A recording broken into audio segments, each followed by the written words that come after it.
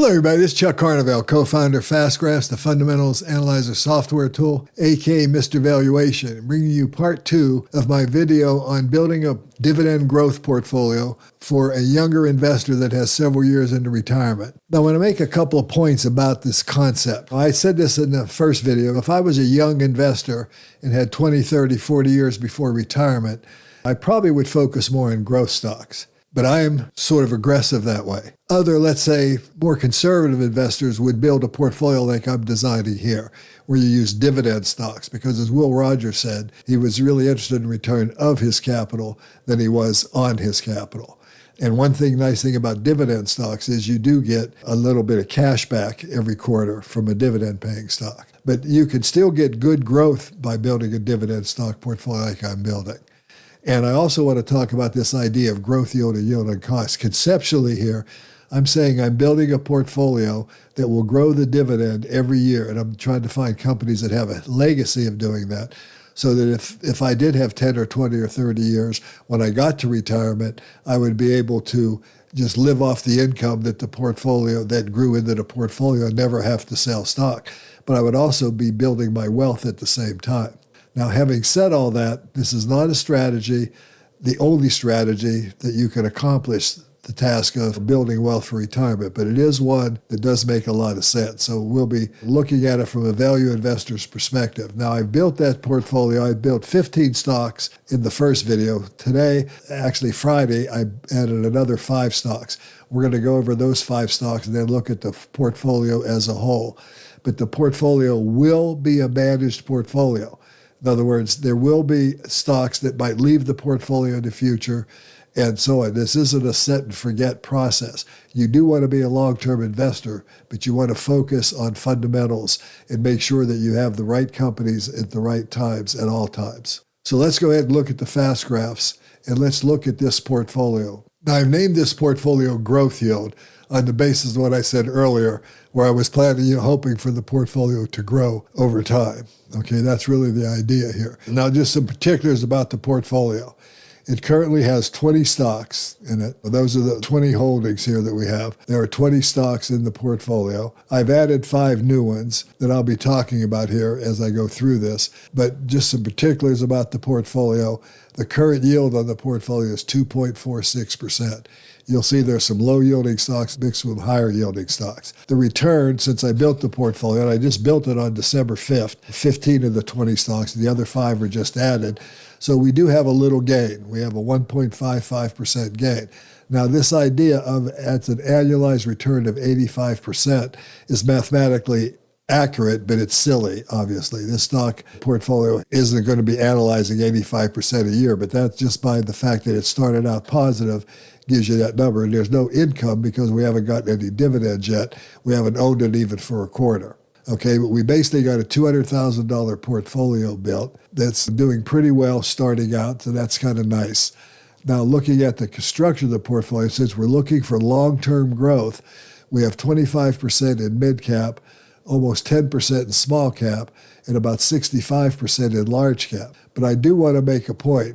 I'm going to go into the holdings tab here and make a point. If you look at the market cap of the companies in here, that you'll find that there's a lot of smaller companies. I created a view called growth yield, and I have the current market cap. Okay, and so we do have some large caps, as I mentioned. We got names like Bank America at $400 billion, Amgen at $175, CVS Health, which is one of the new stocks, at $100 billion. But you're going to see a lot of stocks in the $8, $9, $10 billion range. The whole idea there is smaller the company, the more likely it is to grow. Okay, now we added 5 names, and I'm going to go through them in alphabetical order. We added the symbol, by symbol, AGM, or Federal Agricultural Mortgage Company. Now that's another financial, and we do have a lot of financials, which I'll go through here in a moment, in this portfolio, because that's where the value is. But you can see that coming out of the recession of 08-09, a lot of financials had this problem because they were reckless, but the companies really turned around and grown real nicely. So for the last 16 years or so, we've had almost 11% growth. The market has been valuing it at about a 9 or 10 PE, We bought it at a 10.37 PE, so that's a really pretty good valuation considering the last several years. The company has the ability to generate a 33% annualized rate of return, and I want to talk about where return comes from. In this case, I've got 7% expected growth for almost the next 2 years.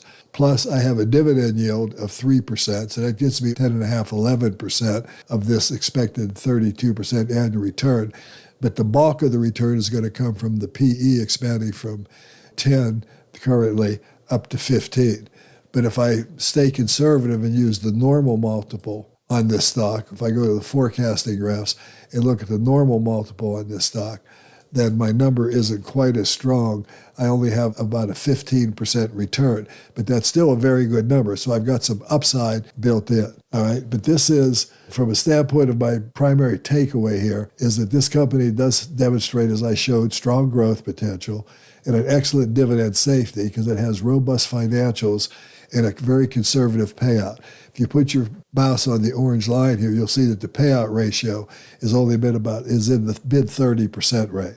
Okay, but you should also I will be monitoring things like regulatory risk and so on with this stock because that's something that you're dealing with a government, a GSE here, that you have to be cognizant of. Okay, so it's a good company. I really like it, and it's got good growth potential and a great dividend record. It's been increasing its dividend regularly. Now, the company, just to give you some more color, it's a government-sponsored enterprise, as I said.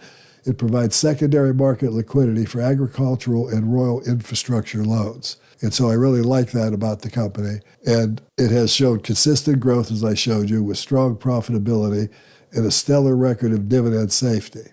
All right, now it's got a good business model, which I researched and looked at.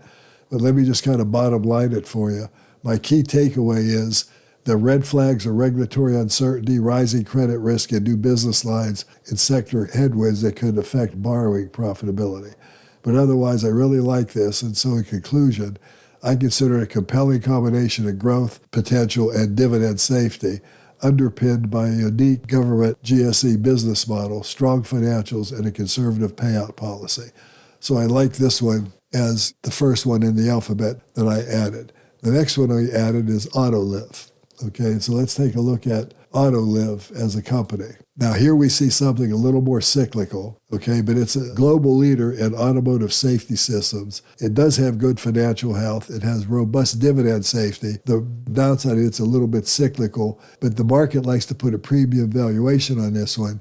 And at that level, if we get this at a 15P, it has a 25.7% estimated annualized rate of return. The return would be a little higher if we went up to the normal PE, which has been about 17 times earnings. That would give us an opportunity to make about 32% over the next couple of years. Remember, these are long-term hold investments that we plan on holding for a long time, but we're prepared to move the positions if fundamentals deteriorated or if the stock, say, got crazy overvalued. But just because the stock price might drop a little is not a reason to sell stocks. CVS Health is maybe one of the more controversial ones. We saw what happened to Walgreens Boots Alliance, but we've got it trading at a historically very low multiple. If you look at the company long term, it's always traded at somewhere around a 14 or 15 multiple. All right, that's the orange line is 15, the blue line is 14. We bought the stock basically a 12 multiple. And again, using the summary page here, we got a 26% annualized rate of return. Now, the company is actually a diversified healthcare leader. They have strong revenue and a reliable dividend, but they do face significant near-term risks, especially in their insurance and retail pharmacy segments. But analysts expect this company to do well, and they have a very excellent analyst scorecard. So we added CVS to the mix. The next stock we added to the mix is Magna International. This is another company in the automotive sector. And in this case, the company, it's actually the world's largest automotive supplier, or it's one of the largest, operating in 4 major segments: body exteriors and structures, power and vision, seating systems, and complete vehicles. They serve major global automakers and are diversified across traditional and advanced mobility changes. So I like this company. I like its record. It's a little bit cyclical again, But again, we bought at a really good value, and we're expecting a very high rate of return for it going forward. And then last but not least, I want to look at the company we added called Sonoco Products. Now, Sonoco Products is paper and plastic packaging products. The company has a value, it's been a 15 multiple or higher company. It had a really strong earnings year in 2022, but unfortunately that led to 2 down years. But yet 2024 was actually the 3rd highest earnings year the company ever had, but it is expected to start growing again. That's why we expect over a 53% return. Now, this is a function of almost a 5% dividend yield, but the only reason that dividend yield is so high is because the price is so low. So we got that, we got a 7% growth rate, and we got the potential for the PE to virtually double from a 7.6 multiple to a 15 multiple, and that gives us this 53% expected annualized rate of return. The company does offer moderate growth potential, but it has a strong market position in sustainable packaging and ongoing investments in innovation. Their dividend is well covered, and they have a 44-year streak of increasing, making it attractive for income investors. So it's a quintessential example of finding a stock that can grow their dividend historically over time. All right, so now if I go into my portfolios here, I want to express the fact that we have very strong earnings growth expectations for these companies, double digit for most of them. The ones we added only have 7 or 8%, but we've got very high estimated rate of return based on earnings growth due to what I showed you earlier, PE expansion, dividend, and growth potential. So I do think this is a quintessential growth portfolio. Now, as I mentioned, as far as major diversification, let's look at sector diversification. Financials, as I said, is over 40% of the portfolio. Why? Because that's where the value is. The financials, you can buy them at very low valuations with good, strong growth potential. But these financials are also in a lot of different industries, insurance, banking, et cetera, even like Bank America. Okay, but otherwise we're well diversified beyond that. 20% in consumer discretionary, under 10% in healthcare and in infotech, about 5% in materials, about 5% in consumer staples, but about 40% in financials. So I think this portfolio has a lot of potential going forward. We'll be updating it as time goes on. I'll probably give it 6 months before I take a look at either one of these portfolios I built in this series, because you got to let the market or the portfolio gel a little bit. I don't believe in just micromanaging portfolios. I believe in effectively managing them over time. So we'll be doing that. So this is part B. You can also go look at part A, where I built the first 15 companies. I do want to kind of focus on one last thing about valuation. Earnings yield is such a critical metric for value. And what earnings yield means is if you get a 13% earnings yield, like in Air Lease, what that means is if the company paid you 100% of their profits in dividend, your return would be 13%. Now let's contrast that with the company that I mentioned last week that everybody loves, and a company that I made a lot of money on years ago. And let's look at Visa, which is a very powerful, high-quality, AA rated dividend growth stock with moderate debt.